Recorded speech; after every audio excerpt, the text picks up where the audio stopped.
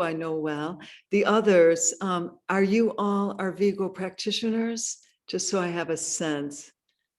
Okay, some of you know, yeah, no, okay. Thank you. Nice to see you, Annie, again. Lovely to have you back. Lovely. Okay, so yes and no. Okay, great. Well, welcome. Just curious who my audience is, and that's fine. So as you all know, I'm just going to, could you kindly make me co-host, dear? Oh, great. Okay, thank you, Anne. Thanks for letting me know. And I'm going to share a presentation I've created here for us. Lovely, Rose. Lovely. Great. So I trust we're going to get some good experience here. Is it working, Cyntha? Let me check and see. Hold on one second. I'm just playing with. Yes, it is. Thank you, my dear. All right. So hopefully this will work. Yes. Now I don't want to show all of that. Okay. I'm still learning how to play with this. Okay. Anyway. All right. So excuse this. I'm always, yeah. Okay. So be it. All right. So wait, that's not what we want. We went at the very top. Okay. Voila. So it's coraje in Spanish, or rage. It's chronic anger. It's this kind of, and in Spanish we say, él tiene mucho coraje. It's like, he's got a lot of, character and rage, and, you don't mess with that person. And they've got a lot of emotion, a strong emotion inside them. So what we're going to look here is what I just want to give you, for those of you that are new to me. I work, I'm a counselor and a coach. I live in Dubai. I'm in the United Arab Emirates, where it's been my home for the last 23 years. I'm originally from the United States, left in 1987, lived in Mexico, lived in Peru, lived in France, lived in England, and now I'm in long time in Dubai. And over the years, through my own life's tribulations and trials and tests and initiations, I like to say, I created this grieving odyssey through my own, indeed, initiations. And tonight, we're going to be focusing on anger and rage. But for those of you new to my work, I just want to take you through this model. So what we're looking at here is, this is how I've delineated the different stages we go through when we have any kind of test in our life. So the first is a denial, a shock, a numbness. And sometimes we can stay in that for many, many, many years, depending on the level of trauma that's come into our life and the level of grief that it was, which usually it's interfaced with trauma. Then comes anger and rage. And we're going to talk about the rage and the concept and the sense of how it interfaces with the work we're talking about tonight or today. It's my tonight or today. Then we move through bargaining, where we're negotiating, well, maybe it wasn't so bad, or how to work with that. Then we move into betrayal, guilt, like another layer. Betrayal is another level of anger and rage, actually. It's a more pointed one. It's more personal. It's how dare you? And then at the same time, the guilt. And it can be the anger and rage at ourselves. It can be the place where we like, how did I get myself into this? Why did I accept this? Why did I do this? Why did I make this decision? If only. So that's that level of betrayal and rage. And then the grieving odyssey takes us into a place of depression, melancholy, which we've talked about in this and other calls here, which are all on the YouTube videos that Summer can give us more details on that later. Then we move into a place where we talked about in some of our other work, which is sadness, sorrow, deep gutted grief, this deep, deep grief, this pesar, to like really be heavy with grief. Then, so these first 6 stages are very, like they're the raw, primal reactions that we can have. Then we start moving, but once we get into this more gutted grief, we start being broken open. And when we're broken open, then there's a certain ego death that happens. And when that happens, we're then able to move into, it allows another part of ourselves to come online, but it can, where we're more in awareness, okay, this is why this may have happened, but we can only be in that if we've had enough validation, enough holding, enough compassion for us, or somewhere we would have needed to be held, either by nature, either by divine interventions of a mystical order, either by another healer, either by another empath or a compassionate soul that's come into our life. And sometimes it can be a dog that's a best friend, who really gets us and who nuzzles us and who knows we're struggling with any of these really strong emotions. So once we've been mirrored and once we've been held enough, only then we can move into some of these other places. And of course, it's not always in perfect linear order. And it doesn't mean once we move through one, we're all done and we never have to go back there again. Of course we do. So it's moving through this. So then after the comprehension, where we start getting an understanding, okay, I understand this is what was going on. I understand these were the wounds of so-and-so. Then we move into a compassion where our heart becomes more, just more, it's not just brokenhearted grief for what we went through. It's more a kind of a grief for the other. Like, wow, this other, whoever this is, has gone through hardship and is suffering from insecurity, or this whole institution is this blocked or this cut off or whatever it is that we're working with. Then comes a natural forgiveness, and then comes, it's like a tipping point. It's like a natural place, like you can only forgive, and the forgiveness is just that place where you neutralize all that has come before. And then comes a natural acceptance. And then with that acceptance comes a letting go and a gratitude for these incredible lessons. And again, this isn't like happens as fast as I'm saying it right now. Sometimes this could take years. Sometimes you may take a little dip in one of these stages, like, okay, that was enough. Like, I still have got to go back and go hang out a little bit longer in anger or the betrayal or just the deep sadness. If you've lost a child, if you've, had some extreme accident that's rendered you disabled or had an illness, there are going to be layers and layers and layers of grief that it's not like you're going to sort it in one go. And then finally comes the rebirth and the creative empowerment of, okay, I'm a wiser soul with this. And what can I do to extend the teachings of this? How can I turn this into something that is just the other side of all this? And really, it's the sun on the other side of the dark reigns. So we're going to move on here. And so now, what is actual coraje or rage, to really get more into it in the spirit that the Orvigo is. And so Summer, I'm just going to ask you to come in a little bit on the Orvigo concepts and the foundations of it. So we put the coraje and the rage in context, and why even the Spanish word for those that are brand new and don't know what's the Spanish word doing in here, if they even knew it was Spanish. So please, Summer. Perfect. So the spiritual healing that is connected with this lineage is really rooted in Don Eligio's teachings to Rosita. And he was Maya. And so Spanish was a huge influence, but also the way that these spiritual sicknesses were really perceived, to my understanding of what was passed down, is that certain emotional states can become so chronic and so entrenched, and you can get lost in them like you'd get lost in the jungle. And they then become a spiritual sickness. It's not a passing emotion. It's not like I was upset and then I got over it. And so, susto, like you've talked about, it's like someone can get into chronic terror. Pesar, they can be stuck in grief after a bereavement. Tristeza, we discussed this last time, could be a state that they're melancholic their whole lives and they don't know why.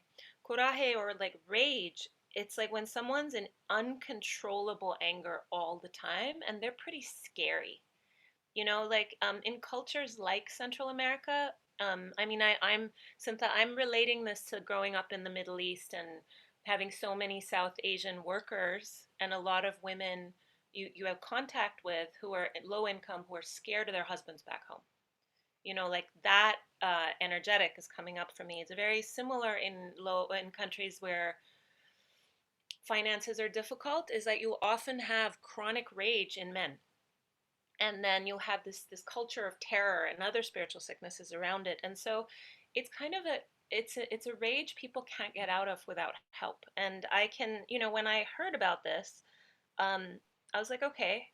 And then I recognized it one day when I was experiencing it, and I was experiencing a interpersonal issue my partner and I have around his family that was such a trigger for me for many, many years. It isn't anymore.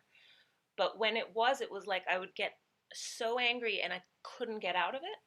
And it would go on for days and days and days. And one time I caught myself and I'm like, this sounds like what they're describing. And you can go do the prayers and actually ask for help.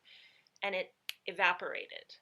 And so that was for me kind of a lived experience of going, this is different from just being angry. This is being unable to actually control it. Excellent. Excellent. It's beautiful, Summer. Thank you so much. That's so beautiful, and it segues into something I want to say here. So there's two examples I want to give of this. That one is somebody in my community here who lost his daughter to death as a teenager because of some self-destructive behavior she was doing. And when I was closer to his wife, and I was asking how he was doing and how he was handling this, and she just said he's just constantly angry. And he was a very practicing member of his religion. And now he's forsaken God and believes there is no God. And he's just angry at all of us. He's angry at the surviving children. He's angry at myself. He's angry at our pets. He's angry at her. He's angry at God. And he just can't get out of it. And so as you were speaking, I was thought of him. And then as you were speaking, I thought of several women that I've worked with, actually men as well, now that I think of it, who were all quite extreme survivors of sexual abuse. And this seething anger, I talk about here, like seething vengeance. And when there's been very extreme childhood abuse, there's this kind of edge of anger that is constant, that the survivors of extreme abuse will go through life projecting this out onto institutions, onto societies, onto governments, onto the family members, onto their loved ones, and they can't help it. It's just, it leaks out at all costs. And it's, yes, it's definitely a trauma issue. And I love how you brought that as sin, Summer. I think it's an important take in terms of healing, how it's a spiritual sickness that even with trauma release, which I'm going to speak about in a bit, but even with all of this important work that we can do, that there needs to be a place where we bring in spiritual intervention, where we pray, where we ask for the blessing, where we ask for this to be taken from us. That there's a time where the anger is, of course, it's a place where, and it's what I write here on my fourth point here, it's an invitation to let go, to trust, to see where it'll take us. And it's one of the places that I want to name that I think is one of the most important things here. I'm going to just, no, I can't, no, it's okay. Anyway, yeah, I'll highlight it because I just want to. Can I just add one thing? Because this is really Please. what you brought up is this, when people ask to describe what the spiritual healing is, it can sound really bypassy. It can sound like, okay, yeah, we're just going to do prayers and then your anger will go away. But I don't experience it that way. I experience exactly what you're saying, is that there comes a point where the most effective strategy is actually to call for help. That doesn't absolve someone of having to do the emotional work. That happens around it anyway. But there's some places where no matter how much you're fighting, you're not going to get out all on your own. And so the reason this works so beautifully is because it's a kind of a direct phone line. And I'm sure there definitely are other systems that do that too. But it just felt really important to name that they're not separate things. I love that, Summer. It's so discerning and so whole. And that's it. And in my practice, and I think this is why Summer and I vibe very well together in our work, is that we're both committed to rigorous healing and rigorous emotional work, and at the same time always holding that spiritual component and how the transpersonal segues in to support another level. And that's where I want to talk about something here. And it's so I'm a certified practitioner of holotropic breathwork as well, which is a mind-body practice that uses expanded states of consciousness created by Stan and Christina Groff, and it's a very beautiful modality. It's something so special to me. And through that method, I learned something that I use in all my other practice. I do a lot of other somatic work on a regular basis with my clients and also myself, like this exercise. And what it is when you're in a place of anger or rage, it's important to ask, on a scale of 1 to 10, where is it? Is it at about a 7? Okay, it's about a 7. It's like, it's that kind of seething kind of, yeah, I'm pissed, I'm angry. And then to say, okay, anchor it. And so you develop this amazing titration capacity within yourself. And you also develop this observer within yourself. Or if you're escorting some of you, because I know many of you on this call are practitioners, as you're holding someone, you also hold them and you say, okay, on a scale, so you do this with yourself. I use this on myself often. On a scale of 1 to 10, where am I? Or to your client, where are you? On a scale of 1 to, I'm at a 7. Okay, you're at a 7. All right, so now anchor that, feel that. Okay, now I'm going to invite you to take it to an 8. So this is this beautiful technique of titration where we go gradually, where we don't overwhelm the nervous system. We don't overwhelm the being and all its layers. So then we say, okay, I'm going to take it to an 8. All right. And you feel that, and you feel that 8. Yeah. Yeah. And it's like, it starts building up. Okay. Now I want you, you feel, are you at 8? Yeah, I'm at an 8. Okay. Are you ready? Are you willing to take it to a 10? I'm not sorry, to a 10, to a 9. Let's take it to a 9. Okay. Let's take it there. Let's take it even more. And you might even, like, if it's yourself or the client, yeah, feel that. How dare you? How dare you violate me like that? How dare you betray me like that? How dare, after so much, the connection we have, all the trust I've given you, the fact that my mother brought you into our family, the fact that I worked for you all these years, the fact that I loved you, whatever the thing is, that how dare you? And so then, okay, take it to that 9, feel that 9. And then of course, 10 is the last one. So it's like, all right, are you ready? When we get to 10, this is where you're going to let it rip. You're going to let yourself feel it all the way. The house is going to come down. You're going to shake the house down. You're going to really let this roll. And then to know this, whatever comes, you're going to be held. Trust this. Trust taking it all the way, because by taking it all the way, there's something on the other side of taking it all the way. And then that's that breakthrough moment. And when sometimes, for those of us that are practitioners or do a lot of work, we have that capacity to hold ourselves in certain cases, and sometimes we don't. And sometimes it is the healthy thing to seek help, to be supported, because we can't always hold ourselves. And that is the humble, responsible thing to do, to get help and to get support. And then of course, if we're holding someone else, and it's to hold that place for that person and let it go. I'm right here. I'm going to catch you wherever you go. I'm right here holding space with you. And then at that point of that, taking it to that 10. And then it taps into that point before, because when you hit that breakthrough moment, you're hitting that most vulnerable pain, whatever it is. And usually, and that's what I say, is it's just one layer underneath that anger or that rage is just the most vulnerable pain that you have inside yourself. It's what I always say is it's sorrow that's underneath the anger. But we have to be able to hold both. And then as practitioners, we also have to really work our countertransference. If we grew up with a rageaholic, we grew up with someone that we always had to walk on eggshells. We may have our own nervous system that has been traumatized, that is very injured, and that we may have a difficulty in handling a client's rage. So we also or any loved one's rage, where it can be appropriate to let it out. And we also have to work with that as well, of, all right, what do I need to heal in myself, or what reassurance do I need to give myself to be able to handle this? So this is this key thing here. And the beautiful thing about rage versus anger is, I'm pissed, I'm angry, I'm irritated. But rage is something so primal. It's like this volcano. It's this avalanche of energy that rises up within us.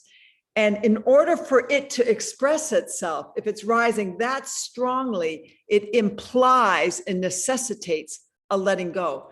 And so to feel rage is actually a spiritual act, because it demands a level of trust that wherever this goes, I trust. I'm going to let it go. And of course, my last point here is we have to pass through this and learn to express this without harming oneself or another. And that is the key thing. And And that's the beauty if we can find therapeutic containers to process this material, whether create that therapeutic container for ourselves within a community or with a healing practitioner. Okay, so these are the key places here. Now, what are the causes? Just to acquaint ourselves and remind ourselves, collective trauma. You know, I work living in the Middle East. I'm in touch with a lot of key collective trauma, whether it's the Syrians, the Lebanese with the civil war, the Palestinians from years of injustice, working with Egyptians and the blows of confidence they've had with the different wars that they've had, the Asians, the Indians from colonization, the Pakistanis from the whole rupture with India and the grievances they've had as Muslims not being recognized properly by the Hindus, mostly in India. The list goes on. I mean, it's, you know, these are the key ones that are most present for me. I mean, just the Arabs themselves and the trauma of religion, religious shame. Oh my goodness. Oh my goodness. I mean, this is something I deal with every single day in my work. So societal shame, which is often an offshoot of the collective religious shame. And then we have intergenerational trauma, which we all know, and I'm sure anyone on this call is very aware of, and that place where it's just been handed down, and we know through epigenetics and just behaviors that are just carried on. Interuterine trauma, that trauma of why didn't I get a healthy womb? Why didn't I get the blissful womb? Why did I get such a traumatic womb experience? Indigenous trauma, big. And I know Summer herself has experienced that. And then being unwanted, marginalized. And yeah, so, all right. Now, what I would like to prompt everybody to do here is I'm going to first lead you just in a brief visualization with these calls. If you're new to these calls, what we do is we like to give a little theory, give a little experiential practice. Today's call is a little different. I have 2 experiential activities for us because I think that this particular emotion particularly needs an embodied practice. So I have ready for us. That's why I'm in, if you notice, somewhere in a different setting than I usually am, because I'm all ready for some embodiment work that we're going to do. That's going to be, I think, a very helpful exercise. So for the beginning, I'm going to just take you through a very brief visualization, and I'm going to ask you to just do some writing that I think will just be really good to just prompt some things and just to wake up some things. And then we're going to go straight and do an embodied exercise that I think will be very, very helpful for us. So I'm just going to sit, I'm on a cushion here before we move elsewhere on this call. So if you can just allow yourselves to sit for a moment, to sit in an aligned posture, and to just close your eyes, to just take a deep breath and exhale. And again, exhale. And one last time, inhaling and exhaling.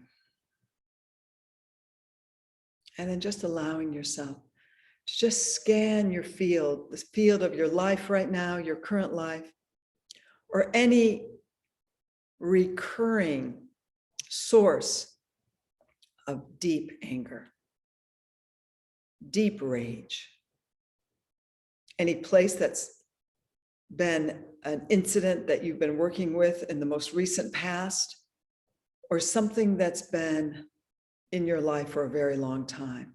Sometimes it helps to see if there's a particular person. I know for somebody that's very close to me that they're very healed with a key parental figure, but this person suffered a great deal as a child, and that the leftovers of it, even though their parent has healed themselves, is no longer the addict that they once were, that there's been a great deal of recovery and healing, but the after effects are still within that person's being.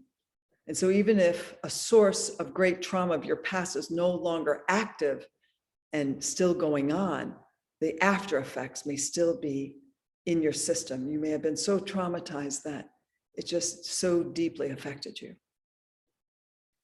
So just seeing anything that intuitively is coming into your awareness, And a lot of times, one of the things that we have to work with is the spiritual ego that says, oh, no, I already did enough work around that. I'm sorted. It's all good. It's all good. But sometimes it's actually not. Sometimes there's layers of residue there.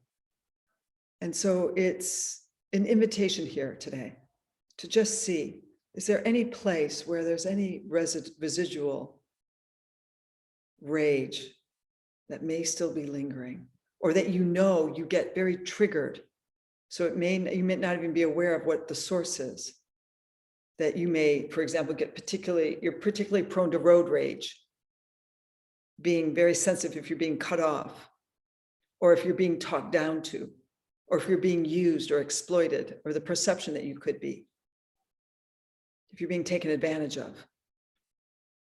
Just seeing, what are your key triggers? Where do you flare up?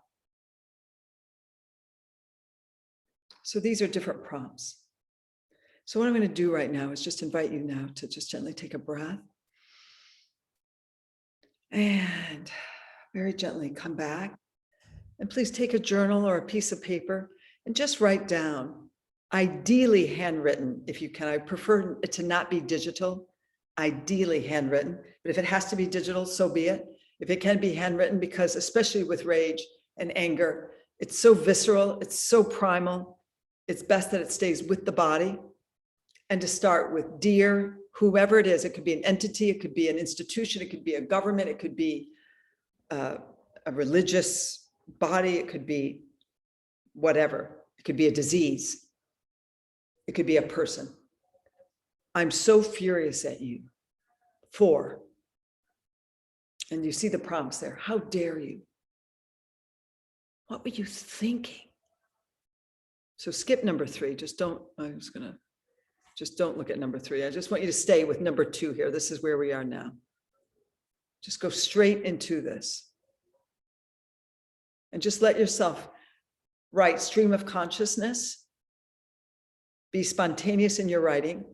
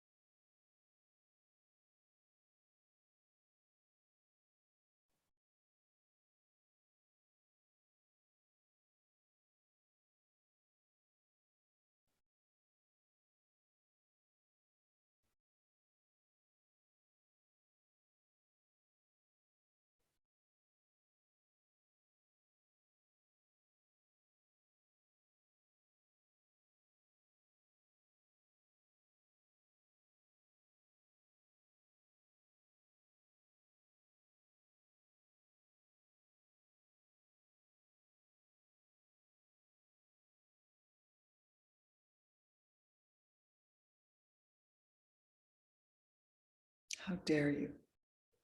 You have so betrayed me. You so did not understand me. You so were projecting onto me. I never deserved this. You robbed my innocence.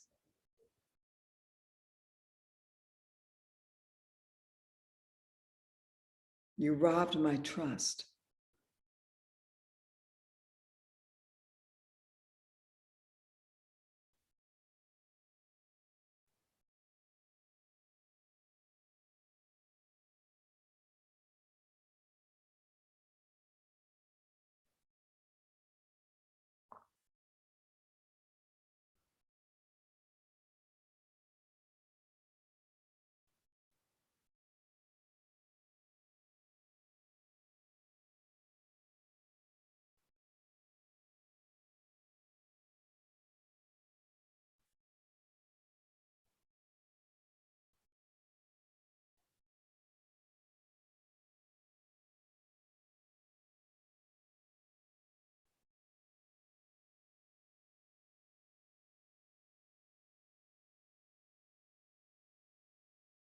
I'm just going to give you a couple more minutes.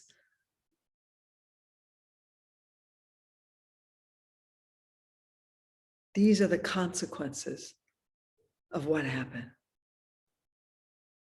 And I'm still paying the price. I'm very angry about this.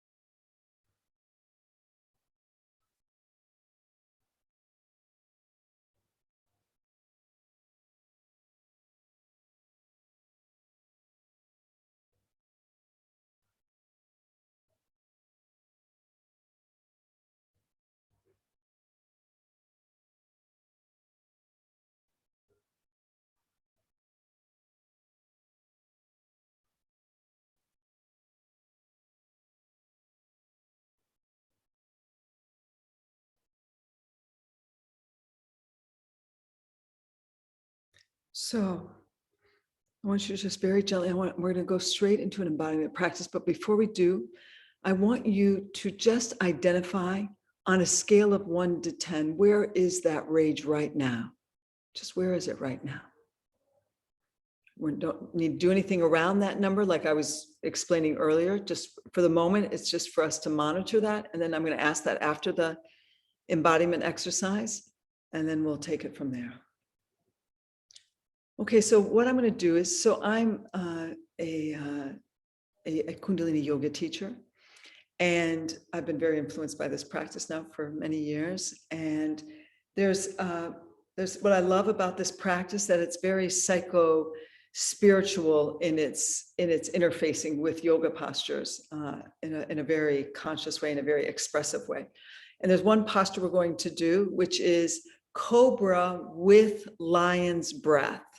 All right. So I've got a yoga mat behind me. I'm all ready to go. And so I'm going to be doing that, and you're going to see me do it. And I'm going to invite you to do it with me. But before I get off, like so close to the camera, I want to show it to you as if I'm like right doing it. So I have a microphone ready to go and set up right next to the mat, but I want to do it first here, and then I'll go and be over at the mat and still talk to you. But I want to show you at this early level. So what you're going to do is, I'm going to take this necklace off because I'm not going to do that with the necklace on. So you're going to have your hands right underneath your shoulders, and you're going to arch up, and that will be the exhale. And then you're going to come down, imagining you're drawing in with the straw, and it's going to be like this. And you just bring your forehead to the mat. And then as you exhale, you're going to stick your tongue out. This is called lion's breath. And what this does is stimulate the monkey glands in the back of your throat. And it's excellent. It's one of the most powerful postures I know to really, really express anger, but in this way that is very directed. All right. So it looks like this again. And again, you're going to see me do it on the mat behind me, but I just want to show you again close up. Excuse me.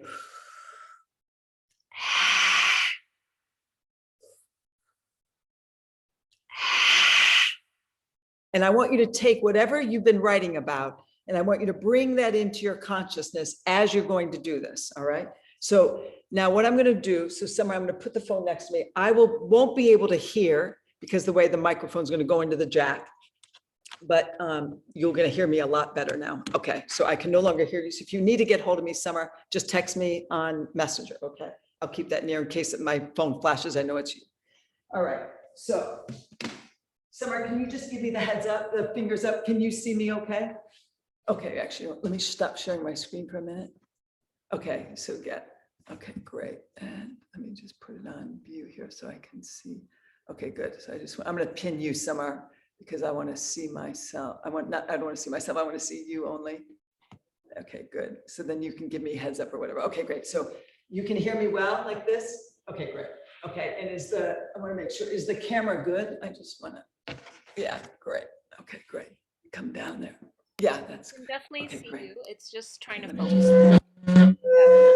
Settled. I don't hear you. Is that just give me, it's good. Okay, good. Okay, so I want everybody to get in their position. All right. Okay, and so your feet are flat. Your hands are beneath your shoulders. All right. Your forehead's to the floor. You have just taken your inhale, and then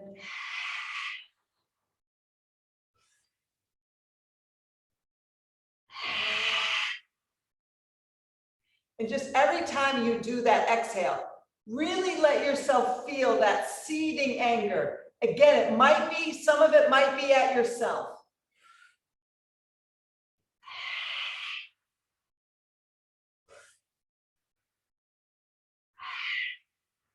It's ideal to have the eyes closed so you stay internalized.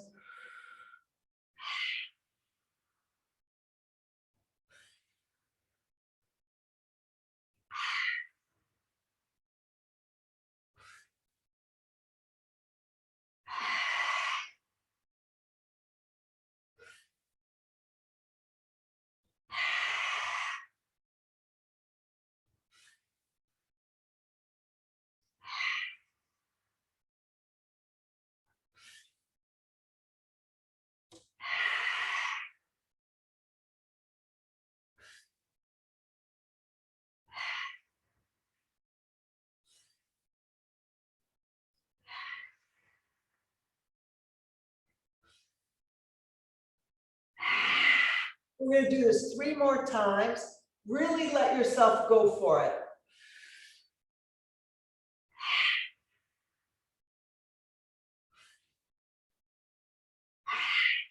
Really letting go. Last time. Stay up, lean back, inhale deeply, hold the breath, and exhale. And just rest for a moment. Just bringing your head to the side, just resting for a moment, the eyes closed, just allowing yourselves to feel how this was, where you went. What's the most primal reaction that's emerging here?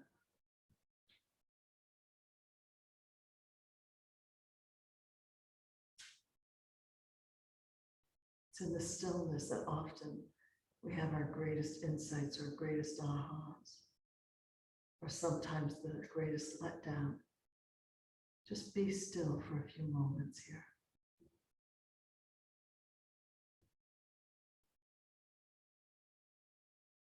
Like I said, it's just one step away. Beneath the rage is deep sorrow, that vulnerable pain.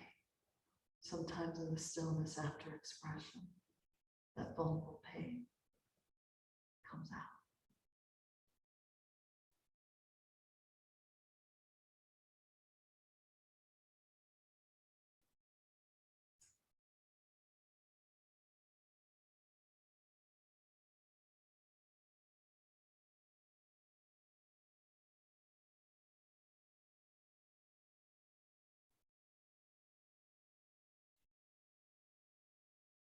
Very gently, taking a deep breath. Very gently coming back, bringing yourself back.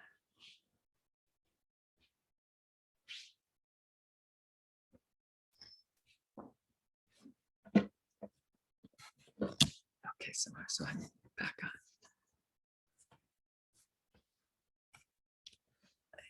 Great.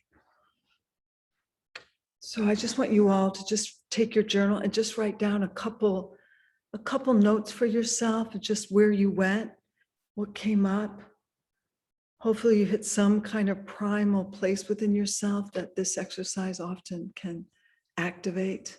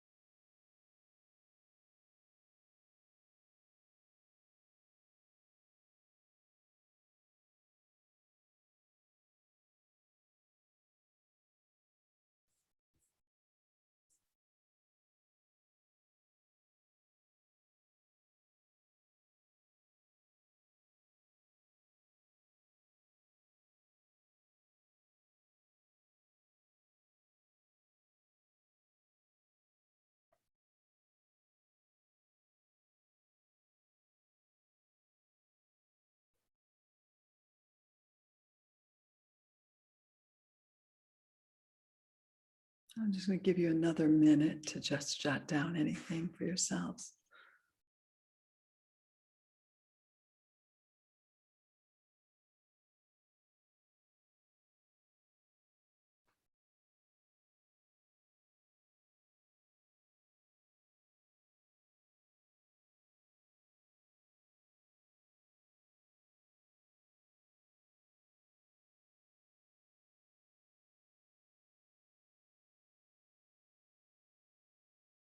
And for those of you that finished writing, I'm just going to show you the slide here a slide here about, here we go.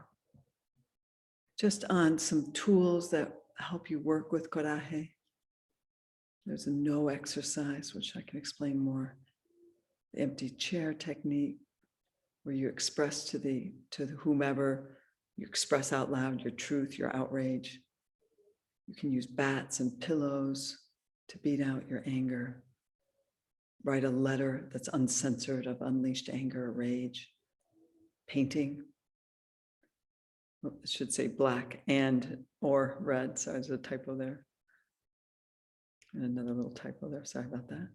Yeah, using black or red to use those paint colors. And then we just did the last one, which is the yoga pose of the cobra with the lion's breath.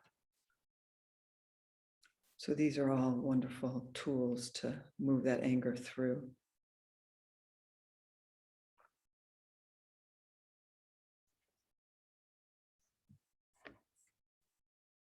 So what we're going to do, we still have a few minutes left. I'm going to just, I'll put that slide up later again if we need it. I'm going to stop sharing for a moment here, but I just want to invite our group. Anybody would like to share, have anything you just want to share into our group circle here, and just honoring what we might do somewhere to stop the recording. That would be really lovely, so that we're going to have confidentiality